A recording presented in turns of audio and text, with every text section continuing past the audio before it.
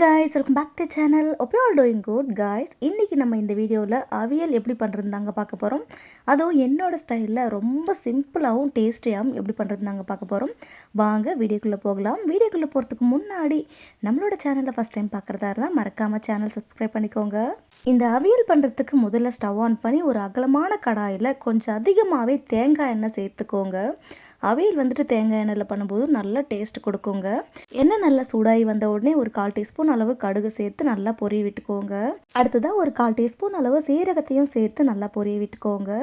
இப்போ இதில் உங்கள் காரத்திற்கு ஏற்ப பச்சை மிளகாயை சேர்த்துக்கோங்க. இந்த அவியலில் நம்ம மிளகாய் தூளோ வேறு எந்த மசாலாவும் சேர்க்க போகிறதில்ல. அதனால் உங்கள் காரத்திற்கு ஏற்ப பச்சை மிளகாய் எடுத்துகிட்டு அதை 2ஆக கட் பண்ணி இதில் சேர்த்துக்கோங்க. அதுவே ஒரு பெரிய வெங்காயத்தை நல்லா தின் ஸ்லைஸாக கட் பண்ணி சேர்த்துக்கோங்க. அப்புறம் கொஞ்சமாக கருவேப்பிலையும் சேர்த்துட்டு இந்த மாதிரி லைட்டாக வதங்கி வர வரைக்கும் மட்டும் வதக்கி விட்டுக்கோங்க. அடுத்ததான் நம்ம வெஜிடபிள்ஸ் சேர்க்க போகிறோம். இந்த அவியலுக்கு வெஜிடபிள்ஸ் எல்லாம் கட் பண்ணும்போது கொஞ்சம் நீளமாகவே கட் பண்ணணும். நான் இன்றைக்கி ஃபஸ்ட்டாக வந்துட்டு இந்த வெண்டைக்காவை தான் சேர்த்துருக்கேன். ஏன்னா வெண்டைக்காய் வந்துட்டு வளவளப்பு தன்மையாக இருக்கும். அதனால் இந்த மாதிரி கொஞ்சமாக எண்ணெயிலே ஃபஸ்ட்டே நம்ம வதக்கிட்டோம்னா அந்த வளவளப்பு தன்மையெல்லாம் இல்லாமல் இருக்குங்க. வெண்டைக்காய் நல்லா வதங்கி வந்த பிறகு இப்போது நீளமாக கட் பண்ணி வச்சுருக்க கேரட், பீன்ஸ், உருளைக்கிழங்கு, கத்திரிக்காய், அப்புறம் வாழைக்காய், இவ்வளோ காய்ங்க தாங்க இன்றைக்கி நான் சேர்த்துருக்கேன். உங்களுக்கு விருப்பப்பட்டால் முருங்கைக்காய், சேனைக்கிழங்கு, கருணக்கிழங்கு, இந்த மாதிரி உங்களுக்கு விருப்பப்பட்ட பீட்ரூட் கூட சேர்த்துக்கலாங்க. ஒன்றும் தப்பு இல்லை.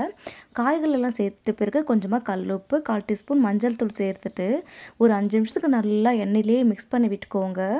5 நிமிஷத்துக்கு அப்புறமா 2 பெரிய சைஸ் தக்காளியை பெரிய சைஸாக கட் பண்ணி இதில் சேர்த்து நல்லா மிக்ஸ் பண்ணி விட்டுக்கோங்க. தக்காளி சேர்த்து கொஞ்சம் நேரத்துக்கு மிக்ஸ் பண்ணி விட்டுட்ட பிறகு நம்ம டீ குடிக்கிறோம்ல அந்த கிளாஸ் அளவு தண்ணியை இதில் சேர்த்துக்கோங்க.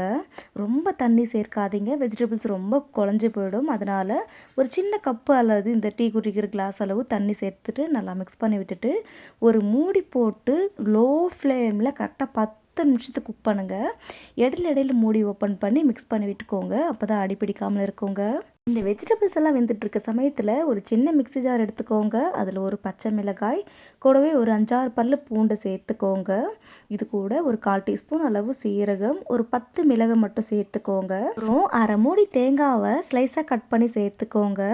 இது கூடவே கடைசியாக 1/4 டீஸ்பூன் அளவு மஞ்சள் தூளையும் சேர்த்துட்டு ரொம்ப ஃபைனாக அரைக்காமல் இந்த மாதிரி கொஞ்சம் குறைன்னு அரைச்சி எடுத்துக்கோங்க.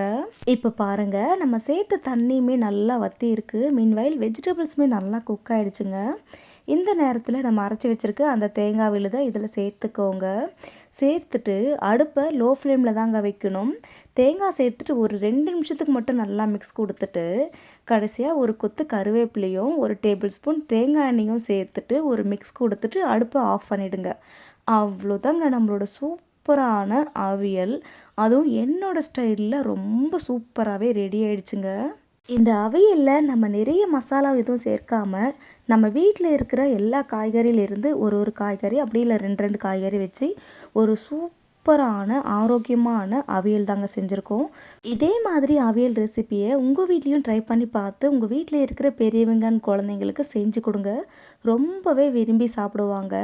ட்ரை பண்ணி பார்த்துட்டு எப்படி இருக்குன்னு கமெண்ட் பண்ணுங்கள். அண்ட் இந்த மாதிரி குக்கிங் வீடியோஸ்க்கு நம்மளோட சேனலை like, share, comment and subscribe பண்ணி வச்சுக்கோங்க.